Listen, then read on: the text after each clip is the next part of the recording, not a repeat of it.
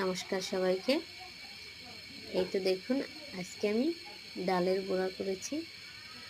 এই যে ডালগুলো আগে ব্লেন্ড করে নিয়েছি।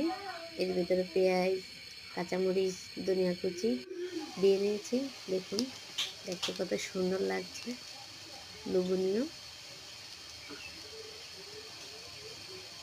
দেখুন কীরকম হয়েছে বলবেন। আজকে রেসিপি ডালের বড়া। সবাই আমাকে সাপোর্ট করবেন, আমার চ্যানেলটাকে সাবস্ক্রাইব করে আসবেন, আমার সাথে থাকবেন।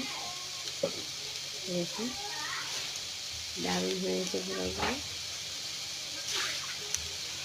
সবাই ভালো থাকবেন। নমস্কার, আসসালামু আলাইকুম, বাই বাই।